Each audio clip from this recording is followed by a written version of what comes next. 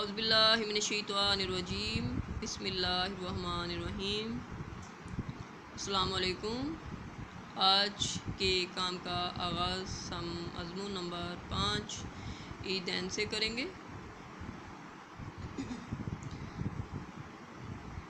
इनके ईदैन को जो है वो मुतबादल उन्वानात के तहत, जैसे मज़हबी त्यौहार, इस्लामी त्यौहार, ईद उल फ़ितर, ईद उल ज़ुहा के उन्वानात के तहत भी ये मज़मून आ सकता है। तो हम इसी मज़मून से अपने इन उन्वानात के तहत भी मज़मून तरतीब दे सकते हैं।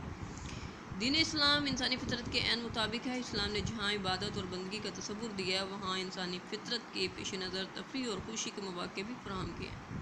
हर मज़हब के मानने वाले अपने त्यौहार मनाते हैं। अल्हम्दुलिल्लाह हम मुसलमान हैं। अल्लाह पाक ने हमें भी 2 इस्लामी त्यौहार अता किए हैं, ईद उल फ़ितर और ईद उल ज़ुहा। पूरी दुनिया में जहाँ कहीं भी मुसलमान रहते हैं, तमाम मुसलमान इन 2 त्यौहारों को बड़े जोश व खरोश के साथ मनाते हैं। इससे मिल्लत इस्लामिया के इत्तफ़ाक़ व इत्तेहाद का इज़हार होता है। ये 2 त्यौहार मुसलमानों के लिए अल्लाह की तरफ से इनाम है। ये त्यौहार इस्लामी इक़दार और रवायत की अक्कासी करते हैं और इनकी जायज़ हदूद के अंदर रहते हुए खुशी मसरत, सैर व तफरीह और शान व शौकत का इज़हार करते हुए इन त्यौहारों में नाजायज़ और लग़व बातों से मुकम्मल तौर पर इज्तनाब किया जाता है। दूसरी अक़वाम अपने त्यौहार मनाते हुए बद अख़लाक़ी कदरों का लिहाज नहीं करती, लेकिन मिल्लत इस्लामी अपने मख़सूस रवायत और इक़दार का लिहाज रखते हुए अपने त्यौहार एक इनफ़रादी शान के साथ मनाती है। ईदें साल में 2 होती हैं, ईद उल फ़ितर और ईद उल ज़ुहा। इनको ईदैन कहते हैं। ईदैन ईद की जमा है। हज़रत अनस से रवायत है कि नबी करीम सल्लल्लाहु अलैहि वसल्लम ने जब हिजरत फरमाई तो मदीना तशरीफ़ लाए और आप सल्लल्लाहु अलैहि वसल्लम ने देखा कि मदीने के लोगों ने साल में 2 दिन मुकर्रर कर रखे हैं, जिनमें वो खेल और तफरीह करते हैं और खुशियाँ मनाते हैं। आप सल्लल्लाहु अलैहि वसल्लम ने दरियाफ़्त किया कि ये 2 दिन कैसे हैं।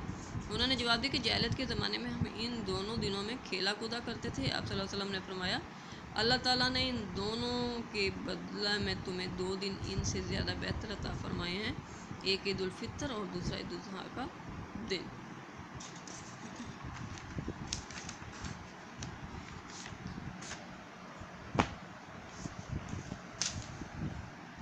ईद उल फ़ितर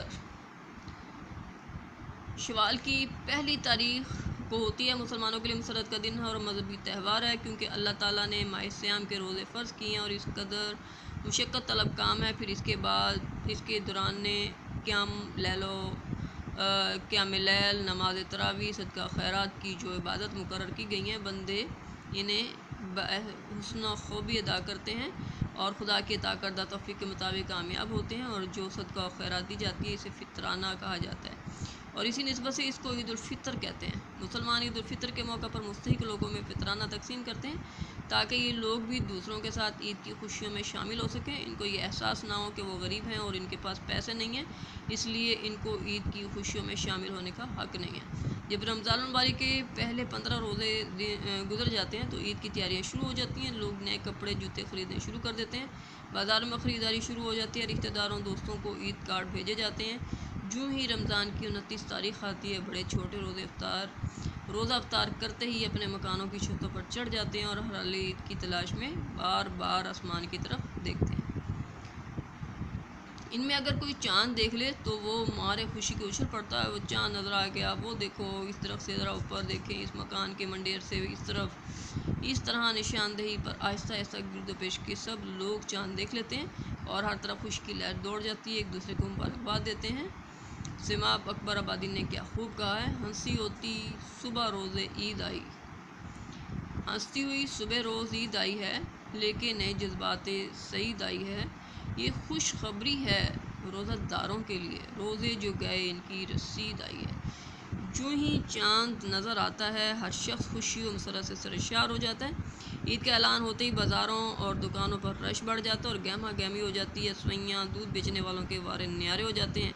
बच्चियाँ चूड़ियाँ ख़रीदती हैं और मेहंदी लगाती हैं। इसी खुशी के हंगामे में रात के 12 बज जाते हैं और लोग सोने की तैयारी करते हैं। ईद आई निशात का प्यामी बनकर, हंगामा सरूर शादमानी बनकर। अगले दिन फ़जर की अज़ान के साथ ही लोग बेदार हो जाते हैं, नमाज़ फ़जर अदा करते हैं, गुस्ल करते हैं, नए कपड़े ज़ेबतन करते हैं। گھروں میں عید کے پکوان شروع ہو جاتے ہیں، بالعموم سویاں، حلوہ، کھیر پکائی جاتی ہے، بچے والدین اور بڑوں سے عیدی وصول کرتے ہیں، لوگ عید کی نماز پڑھنے کے لیے جاتے ہیں اور نماز کے بعد تمام تر لوگ ایک دوسرے سے ملنے کے لیے ان کے گھروں میں جاتے ہیں۔ اگر کسی کی آپس میں رنجش ہوتی ہے تو وہ اس دن اسے دور کرتے ہیں، غرض پورا دن خوشی سے مناتے ہیں۔ عید کے تہوار کو ہم شریعت کی حدود کے اندر رہ کر گزارنا چاہیے، جو مصنون احکام ہیں ان کا اہتمام کرنا چاہیے۔ مسلمانوں کو چاہیے کہ اپنی آرائش و ذبائش کا اہتمام کریں، غسل کریں، مسواک کریں، اپنی استطاعت کے مطابق عمدہ سے عمدہ لباس پہنیں، خوشبو استعمال کریں، صبح کو بہت جلد اٹھنا چاہیے، عیدگاہ بہت جلدی پہنچنا چاہیے، عیدگاہ جانے سے پہلے صدقہ فطر ادا کریں، عیدگاہ خوشبو استعمال کریں، صبح کو بہت جلد اٹھنا چاہیے، عید جانے سے پہلے کوئی میٹھی چیز کھانا مسنون ہے، عید کی نماز عیدگاہ میں ادا کرنی چاہیے۔ حضور اکرم صلی اللہ علیہ وسلم ہمیشہ عید کی نماز عیدگاہ میں پڑھتے تھے، ایک راستے سے پیدل جانا اور دوسرے سے واپس آنا اور راستے میں ایسا تکبیر پڑھنا مسنون اعمال ہیں۔ عید کے دوسرے تہوار کو عید الاضحیٰ کہتے ہیں، یہ تہوار ماہ ذی الحج کی 10 تاریخ کو منایا جاتا ہے اور یہ تہوار اس عظیم قربانی کی یادگار ہے جو حضرت ابراہیم علیہ السلام نے اپنے اکلوتے بیٹے حضرت اسماعیل علیہ السلام کی اللہ تعالیٰ کے حضور پیش کی تھی۔ حضرت ابراہیم علیہ السلام خدا کا حکم پا کر اپنے اکلوتے بیٹے حضرت اسماعیل علیہ السلام کو رضائے الہی کے لیے قربان کرنے کو تیار ہو گئے اور حضرت اسماعیل علیہ السلام نے رضائے الہی کے سامنے گردن جھکا دی، خوشی کے ساتھ تیز چھری کے نیچے اپنی گردن رکھ دی اور قربانی کی یہ یادگار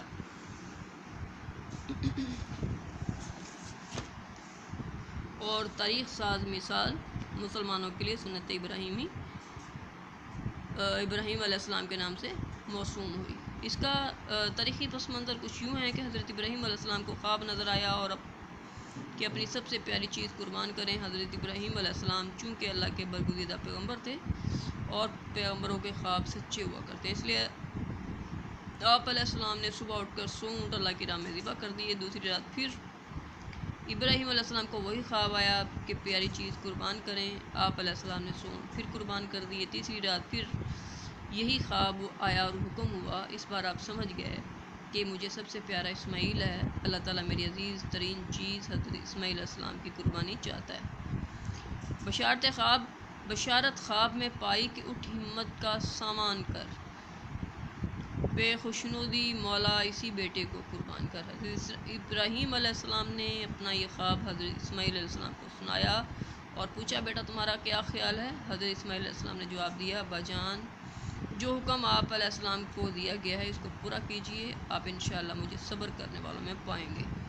وقال علامہ اقبال، یہ فیضان نظر تھا کہ مکتب کی کرامت تھی، سکھائے کس نے اسماعیل کو یہ آداب فرزندی۔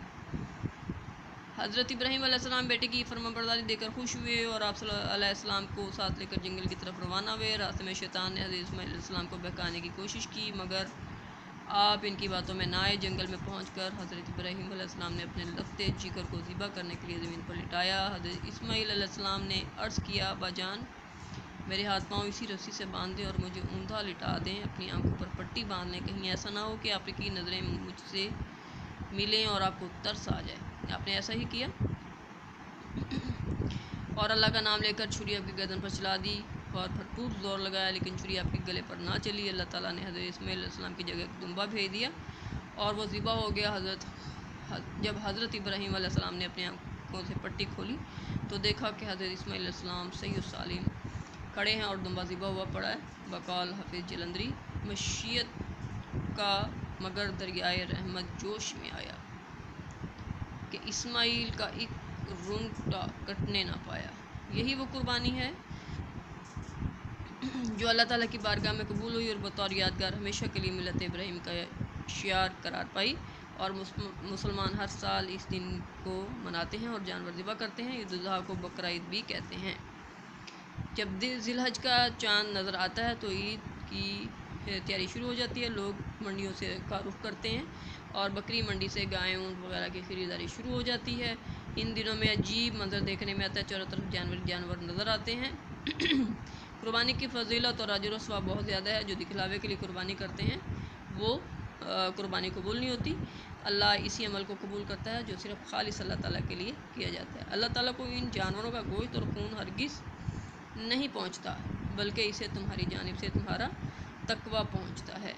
ये अल्लाह ताला कुरान पाक में खुद बयान करता है। 10 ज़िलहज को नमाज ईद के फ़ौरन बाद कुर्बानी का सिलसिला शुरू हो जाता है और 3 दिन तक चलता रहता है। कुर्बानी के गोश्त के 3 हिस्से किए जाते हैं, घर वालों के लिए, दूसरा रिश्तेदारों के, और तो तीसरा तमाम गरीबों और ज़रूरतमंदों के लिए। ईद उल अज़हा के मसनून अमाल भी वही हैं जो ईद उल फ़ितर के हैं।